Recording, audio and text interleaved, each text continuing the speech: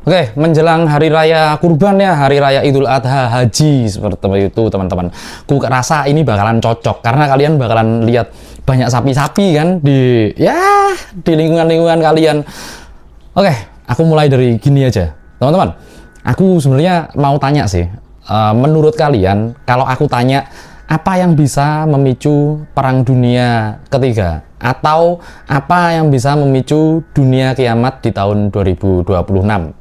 Ya, mungkin sebagian besar dari kalian bakalan jawab, ya perang, perang nuklir, krisis ekonomi global, dan lain sebagainya. Ya, memang bener aja. Tapi aku juga punya versi alternatif lain. Apa itu? Gimana kalau aku bilang, pemicu kiamat di tahun-tahun yang dekat ini bisa saja pemicunya sedang santai, lagi ngunyah rumput dengan tenang di sebuah savana atau padang rumput in the middle of nowhere yang kita nggak tahu sama-sama. Kita nggak bakalan ngomongin konspirasi-konspirasi biasa. Kita lagi ngomongin sebuah ritual kuno yang udah mati selama 2000 tahun, teman-teman. Dan sekarang sepertinya ritual itu memang disiapkan untuk segera dihidupkan kembali. Itulah ritual sapi merah, the Red Heifer. Di luar sana jutaan orang mungkin mengira ini cuman urusan teologi yang kuno, usang. Tapi bagi para pemain catur geopolitik di seluruh dunia, 5 ekor sapi merah yang diterbangkan dari Texas ke Israel beberapa waktu lalu, ini adalah mungkin countdown, hitungan mundur untuk menuju ke suatu hal, yaitu hancurnya tatanan dunia lama diganti dengan tatanan dunia baru, berdirinya bait suci ketiga, dan membuka gerbang kiamat, the Armageddon. Tapi ya, dalam episode kali ini di kisah dunia lain seperti biasa, kita akan melangkah lebih jauh, lebih detail. Kita akan membongkar sisi gelap yang benar-benar jarang disentuh sama manusia. Apakah ritual yang disebut suci ini diam-diam adalah sebuah cara kuno untuk memanggil kembali entitas yang paling haus darah dalam sejarah, Baal dan Molok. Dan inilah kisah dunia lain. Kita akan kembali masuk ke dalam sisi dunia yang mungkin belum pernah kita kenal. So let's open your mind.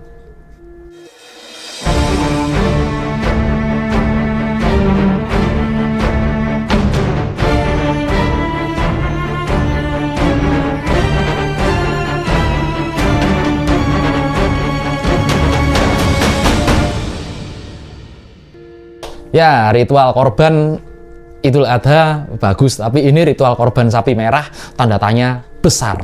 Oke, kita ngobrolin sapi merah ya. Jadi, ini adalah sesuatu hal yang kita harus bedah dulu logikanya sebenarnya teman-teman. Karena di kisah dunia lain adalah salah satu channel metafisika sejarah budaya yang mikirnya pakai otak, teman-teman.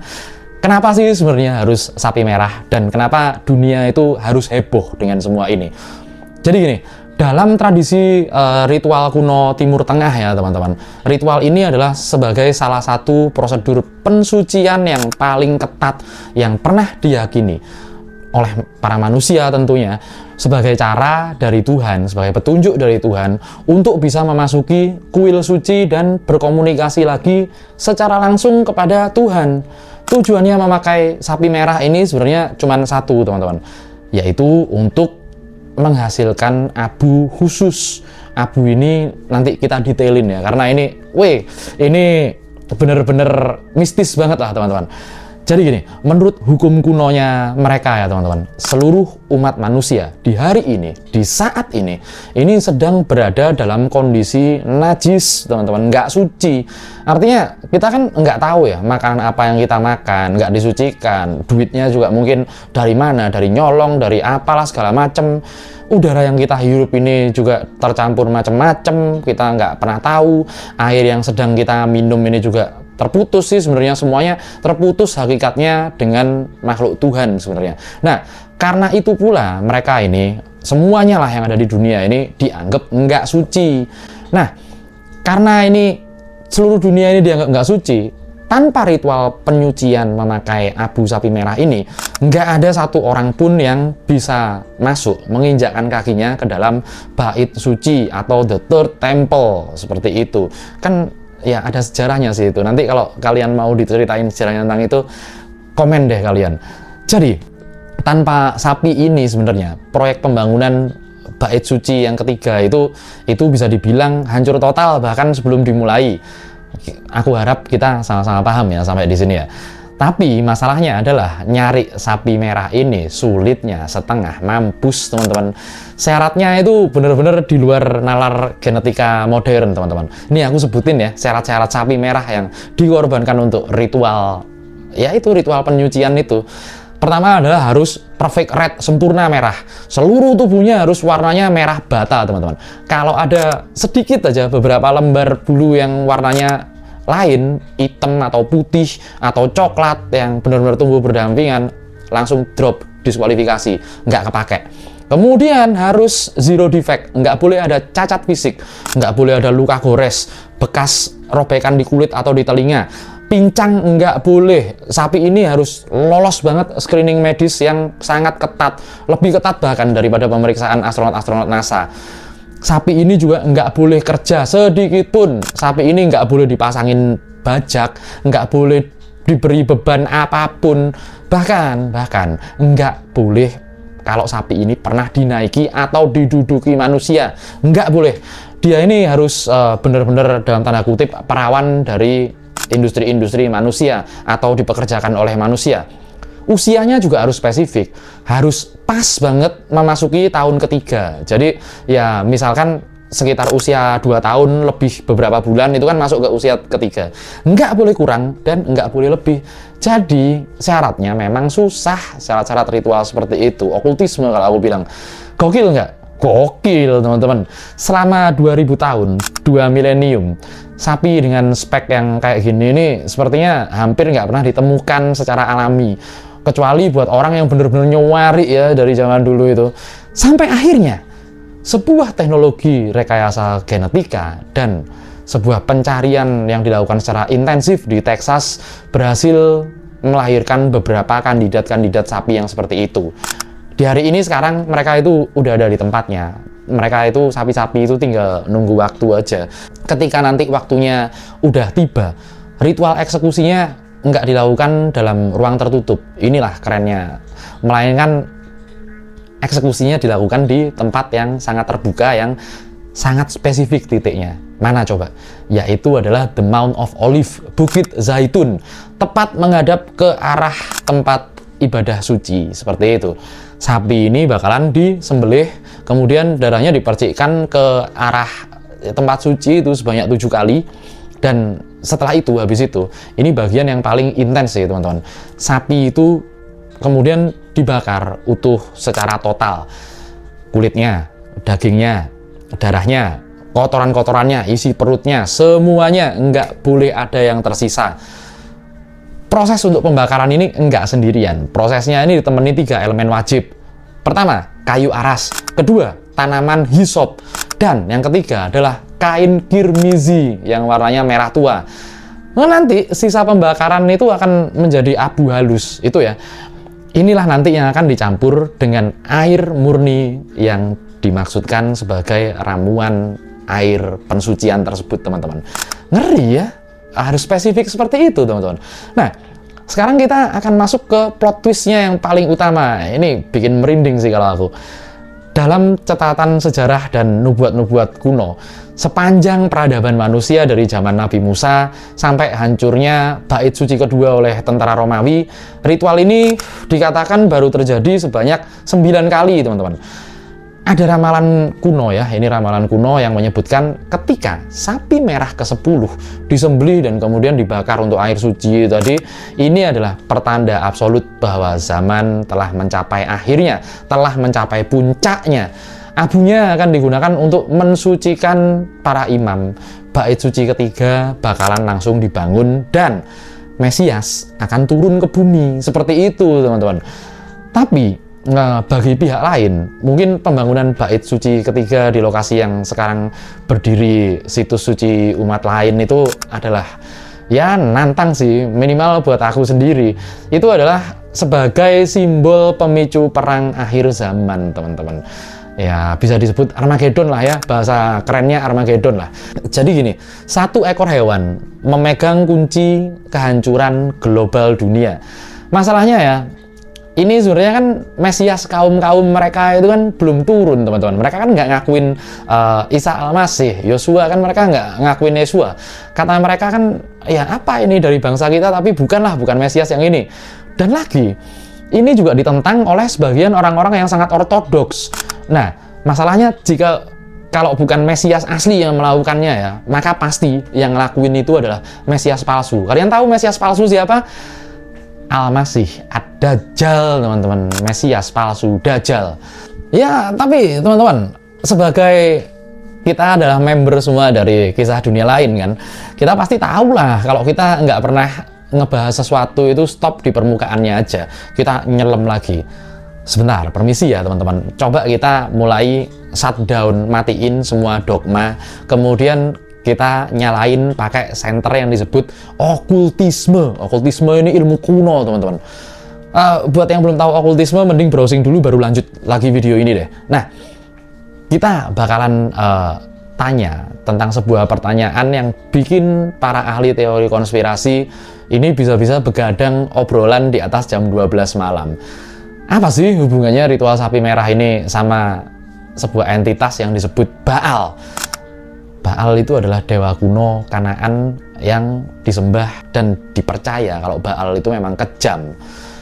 Oke, bagi kalian yang belum tahu ya, Baal itu dewa badai, dewa kesuburan, dan dewa perang. Baal ini simbolnya adalah banteng atau sapi jantan kayak gini nih. Tapi nanti aku dibilang penyembah Baal lagi. Ya memang nggak apa-apa lah. Ini sapi jantan ya, beda sama Al-Baqarah yang sapi betina.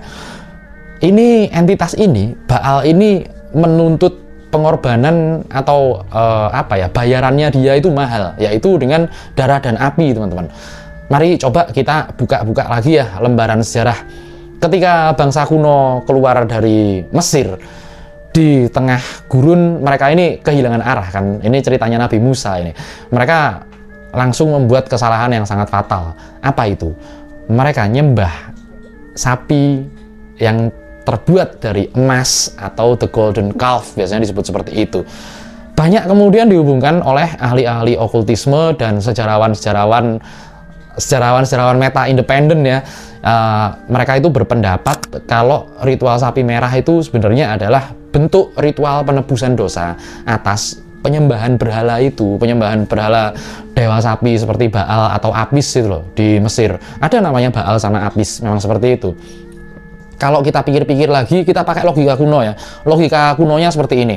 Untuk menghapus kutukan dari penyembahan dewa sapi itu tadi, ya kita harus mengorbankan dan ngebakar habis sapi yang paling sempurna, yang paling perfect di atas bumi ini sampai akhirnya jadi abu semuanya. Nah, ini ibaratnya kalau dalam dunia okultisme itu adalah sebuah pembatalan sihir dengan elemen yang sama. Biasanya kan gitu, pelet balas pelet, santet balas santet. Nah, seperti itu. Tapi ya, ini dia plot twist lagi dan mind blown ini. Benar-benar di dunia okultisme itu batas antara penebusan dan pemujaan, penyembahan itu tipis banget, lebih tipis daripada tisu yang ya ada di rumah kalian. Kita ubahlah sudut pandangnya, kita baliklah. Baal yang dikenal sebagai dewa yang benar-benar haus akan ritual api, fire sacrifice, pengorbanannya pakai api, atau secara teknis ya memang korbannya dibakar habis. Ngeri sih teman-teman, kita bakalan masuk ke dalam sebuah hal yang benar-benar ngeri. Dalam pemujaan kuno Baal dan ya ini ada yang berpendapat sama, ada yang berpendapat beda. Baal dan Molok, seorang yang dikorbankan itu dimasukkan ke dalam perut patung sapi tembaga yang kemudian dibakar sampai membara. Yang di dalamnya itu orang yang dikorbankan itu sampai habis jadi abu. Nah, seperti itu. Sekarang kita lihatlah estetika ritual sapi merah itu. Itu kan mereka itu pakai apa? Kayu aras. Terus habis itu kain kirmizi. Kemudian mirip kan? Ya mirip, sangat presisi kemiripannya. Apakah ini memang perintah suci untuk penebusan dosa? Atau jangan-jangan ini adalah sebuah operasi infiltrasi kuno untuk memanggil kembali energi-energi something, mungkin energi Baal ke tanah suci ya, ke bait suci itu dengan kedok untuk ritual penyucian. Karena aku udah bilang tadi, kalau yang melakukan ritualnya bukan Mesias, ya berarti Mesias Dajjal. Dan dalam simbol okultisme itu ya teman-teman, simbolisme okultisme seperti itu istilahnya pasnya. Warna merah itu nggak pernah dipilih secara acak teman-teman. Kalau kalian lihat rajaan-rajaan warna merah itu ada sesuatu di balik itu sebenarnya. Merah itu gini loh, aku jelasin ya, ini ilmu mahal ini sebenarnya, tapi aku jelasin buat kalian nggak apalah. Merah itu adalah representasi dari planet Mars. Planet Mars itu adalah simbol emosi, simbol Ares, simbol amarah, dan simbol dewa perang, pertumpahan darah, dan agresivitas, agresi, infiltrasi, kemudian menaklukkan negara-negara lain dan bangsa-bangsa lain.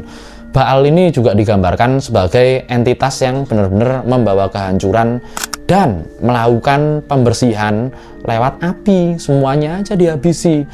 Ketika sebuah peradaban modern di hari ini ya, ini kan tahun 2026 udah teman-teman, kita kan biasa aja, tapi ada kelompok-kelompok yang secara obsesif, mereka itu seperti terobsesi untuk mencari, memelihara, dan kemudian mereka udah siap-siap nih ngebakar sapi merah di atas Bukit Zaitun, Mount of Olive itu tadi.